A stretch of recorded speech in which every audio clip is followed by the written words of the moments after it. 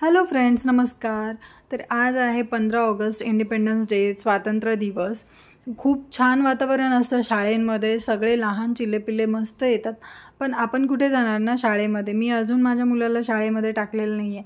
त्याच्यामुळे आम्ही माझ्या घराजवळच्याच एका फ्लॅग होस्टिंगसाठी गेलेलो की शिवांशलाही त्याचं महत्त्व कळावं आणि ते माहिती असावं म्हणून. आणि मस्त गेलो, फ्लॅग होस्टिंग झालं छान. त्यांनी एन्जॉय केलं, बघून घेतलं सगळं आणि छान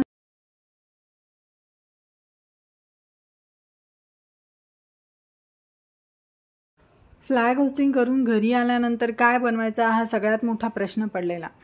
तर स्वयंपाक करायचा तर खूप कंटाळा आलेला होता, मात्र काहीतरी खायला करावंच लागेल. म्हणून मग मी काय बनवलं, खिचडी. साधी सोपी झटपट होणारी रेसिपी म्हणजे खिचडी.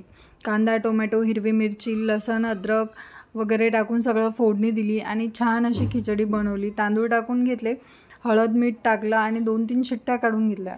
म्हणजे कसं झटपट खिचडी तयार होते, त्याच्यामुळे कंटाळेही नाही आहेत आणि खायलाही टेस्टी लागते. मग थोडेसे भज्जे पण बनवले आणि छान सगळ्यांचा आराम झाल्यानंतर सगळ्यांनी जेवायला घेतलं. बाय बाय, भेटूया नेक्स्ट व्लॉगमध्ये.